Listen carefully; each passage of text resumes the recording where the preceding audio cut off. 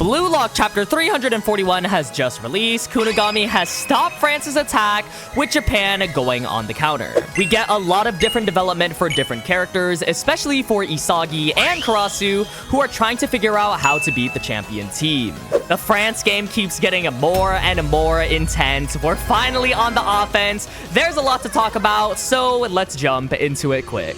The chapter starts with Kunigami's letter from his U20 training, and we see a flashback of bro pulling out some martial arts straight out of Real Steel. If you got that reference, you know ball. The letter tells Kunigami how the answer lies in battle. Become the ultimate physical combat warrior. We see him throw a jab in there with the trainer blocking it. So now we're finally getting some much needed Kunigami development. It ain't the wild card, which at this point I've kind of gave up hope on getting, but it's still something, especially considering a bro was damn near forgotten during the NEL. So I know the Kunigami fans got tears in their eyes with this sliver of development. Anyways, while we see the flashback, Ego dialogues on how the special training he assigned to Kunigami is the sense of distance or spacing in offense and defensive maneuvers found in mixed martial arts. We see he is talking to Henri, but everyone in the back low-key eavesdropping too.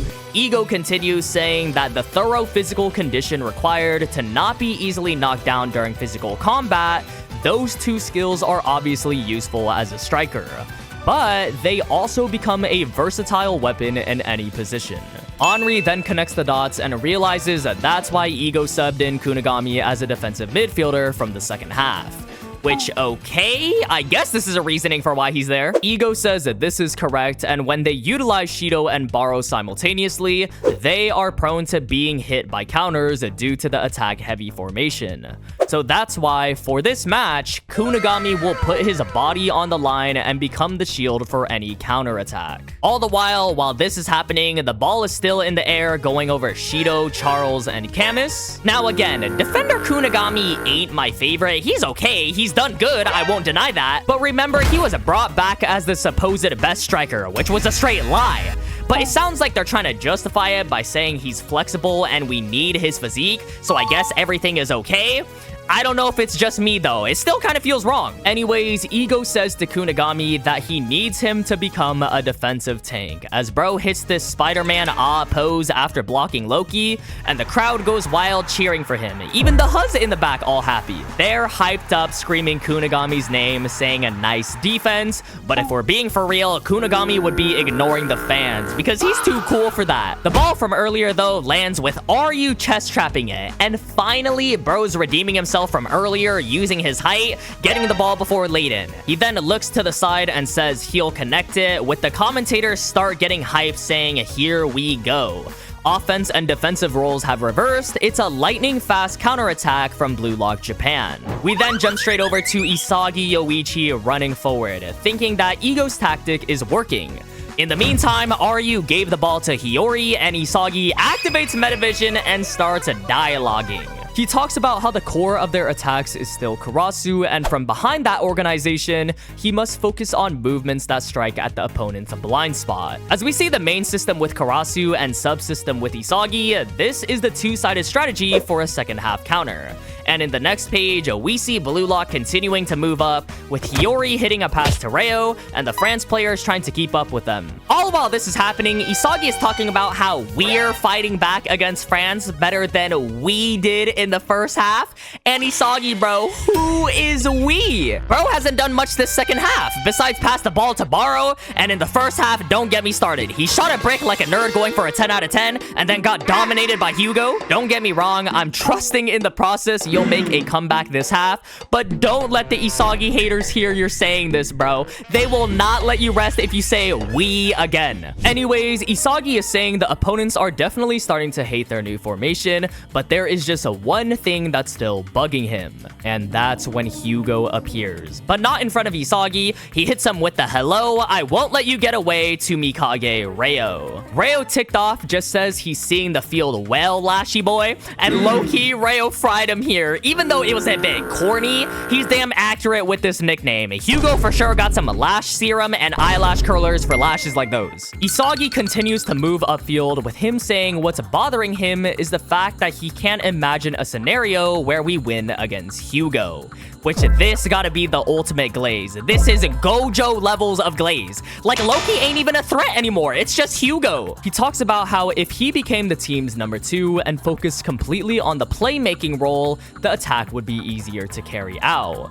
But he'd just be doing what Hugo described and trying to be suitable for the sake of victory. And that's not the role Ego wants for him. As we get a close-up of his metavision, the puzzle pieces start to fly everywhere. Isagi says if he is going to live as the world's best striker, he'll find a new logic or theory to defeat Hugo with his own goal. And yes, sir, that's what we like to hear, Isagi. The puzzle pieces everywhere, the metavision activated. Maybe this is the return of Prime Isagi. We needed this. All of a sudden, though, Barou pulls up on Isagi's side and then proceeds to start trash-talking bro per usual, telling him he's different than usual, you scrub. He can't smell the scent of a goal coming from him at all. This takes Isagi off guard, and that's when Barou tells him Ego's plan was originally for Barou to use Isagi's movement to aim for the goal. But he's done with that. Isagi is useless. In this match, he is not the king. And oh my god, low-key, I miss this so much. Firstly, Barou pulling out that harsh motivation, backhand complimenting Isagi, saying he's different than usual. Then him saying Isagi is useless and pulling a Nick A30 and saying you're not the king, which got Isagi speechless. And he is just shocked at Barou, saying he noticed it intuitively, the vulnerability in his own vision or future. And that's when we see Barou start running down the field with his lightning aura, saying it's a prey change. The opponent he is going to devour is too wild to search for. You can just feel the aura coming through the screen. Barou is always living up to the hype, and maybe this even gives Isagi a clue on what to do next. But before we see anymore, a crow is soaring over the field, and we jump over to Karasu, who's now getting his inner dialogue, saying that Isagi and him are alike, having nearly the same football IQ, a kindred spirit who came to Blue Lock carrying the same anxieties. He also originally was a person who felt the gap of that dissonance. We see a flashback of Karasu outside of Blue Lock where he continues saying that gap between his true desire to live as a striker and the role the team needed him to play. He says what he wants to do versus what he can do are different. He understands that very well himself. His characteristics are keeping the ball in the midfield, maintaining balance, and building up the attack, which makes him suited to be a midfielder. And straight away, this is some beautiful development from Karasu's perspective. Maybe even relatable to some people in how what we want to achieve versus what's actually possible may be different, and deciding between that is hard. He says, even so, if I couldn't fulfill my dream of becoming a striker, he's fought his way here thinking that he wanted to survive in Blue Lock. And that's when we see in the next page Karasu dialoguing on how little by little the gap between him and Isagi was widening. Before he knew it, Isagi was a striker at the very center of it all. We see a magnificent parallel of Karasu in the back saying he's been thinking about it all this time. What is it that Isagi has that he doesn't? If he kept clinging onto Blue Lock, will the moment ever come where he sees the light of day? It's frustrating, but he was buried in Isagi's shadow. And I'm getting some deja vu from Yukimiya. This feels like a "it should have been me, not him" dialogue. Karasu continues saying he's grateful to Ego for bringing him to such a stage, but is Ego's philosophy really what he needs right now? That's what he kept thinking. Getting a flashback of Hugo talking about being the second best, Blue Lock can become stronger too, he says that that's exactly why Hugo's words pierced right through him, with his Metavision eyes activating too. He tells Ryo to pass it over to him, and he says a Blue Lock where Isagi is a number 1 has reached its limit, with Hiryo stopping Hiryo and sending the ball over to Karasu, which is low-key crazy. Props to you, Hiryo. And that's when Karasu says, in that case, with him as the number 2, he will make a Blue Lock reborn. So the decision is finally made. Karasu is going as the number 2 for this match. Hiryo even gives some kudos to Karasu, saying as he thought, he's good. And Karasu says he doesn't think this way of fighting is the final answer to everything, but for now, this is a choice for a future where he gives up on becoming number 1 as he rushes forward with the ball. Now, I'm gonna be honest, Karasu is saying that this isn't the final answer, but after that whole speech from Ego in the locker room,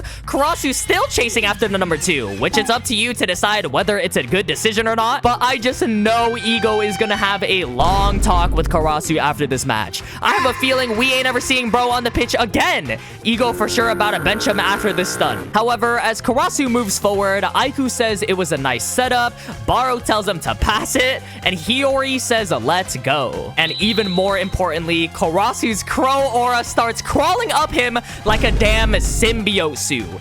And he says if he can create a goal here, he can be Isagi. He can flip everything on its head. As Bro sends the ball flying past another 2 defenders, and he says Blue Lock will become Karasu Tabito's team. And yo!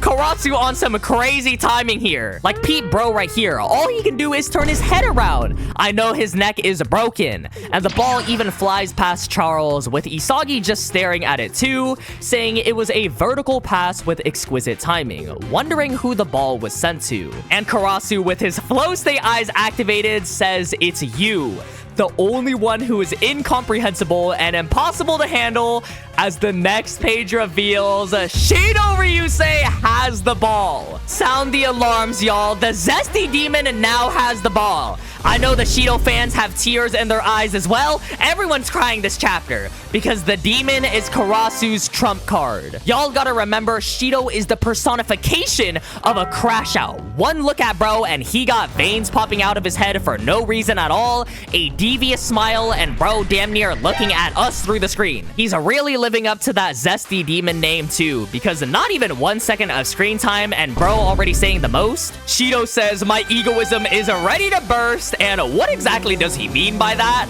As the chapter ends off with the demon getting ready for his attack. Alright, so basically a whole chapter focused on development. We got some for Kunigami, we got some even for Isagi and Barou, but a lot for Karasu. Firstly, let's focus on the main substance of this chapter. I love how they handled Karasu's character. I think it was a beautiful development from start to finish, paralleling between him and Isagi, and now only time will tell whether this decision to become a number 2 will pay off or not. Because Ego said before how this decision can affect the team, but Karasu's hinted that this isn't his final decision moving forward. It's just something he's temporarily doing to surpass Isagi in the France game. It's very up in the air what will happen. And I think that makes us all the more excited and anticipating as to what's coming next. And then you also have Isagi in the background as well. Isagi activating Metavision, trying to find a new theory to beat Hiryo, kind of doing what he does best, working as a shadow striker. With Karasu in the spotlight as well, maybe Isagi even devours what Karasu is doing with the Blue Lock team,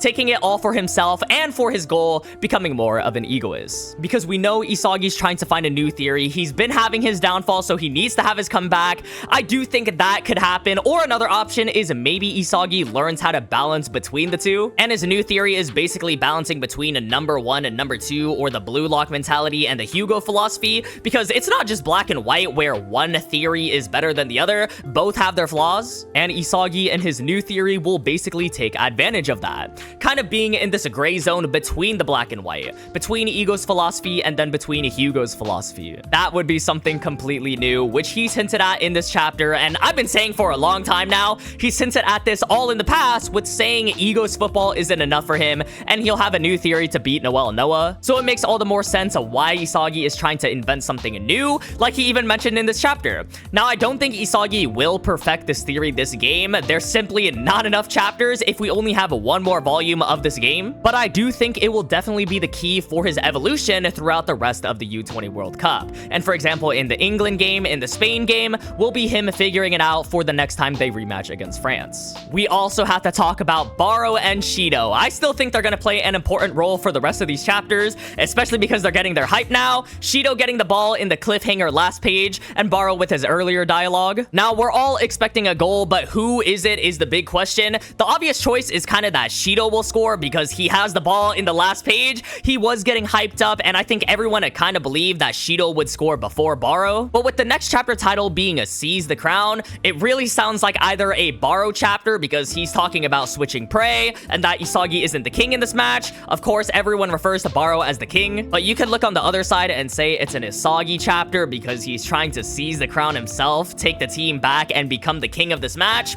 Hell, you could even say Karasu is trying to seize the crown of the Blue Lock team, like he said earlier. But if I had to bet on someone, though, it would probably be Barou. I think this chapter title is referring to him out of all three. I do think we're gonna see a goal in the next chapter, but because of that chapter title, I just have this weird intuition that it may not be Shido scoring the goal, even though he has the ball in the last page. Like, I don't know if it's just me, but it's a little too obvious. Kaneshiro showing him at the end, we all expected him to score first, and Shido literally having all that dialogue. I wouldn't mind seeing a Shido goal first, but that plot twist no one would see coming. Barou scoring even though Shido was hinted at the end. Maybe he comes in and scores after Loki or Charles block Shido. But you truly don't know what Kaneshiro is cooking up with these chapter titles, and maybe I'm reaching because of the chapter name, but my hot take is truly that. I think Barou will score first before Shido. If I'm wrong though, I didn't say that. It was an AI. Leave your thoughts down below. Who do you think will score next, Barou or Shido? What do you think Isagi's new theory will be? How many chapters left of this game do you think we still have? If you made it to the end though, thank you so much for watching as always. YouTube really thinks you'd like this video right here, so be sure to check that one out too. I appreciate y'all so much, and I'll see y'all in the next one.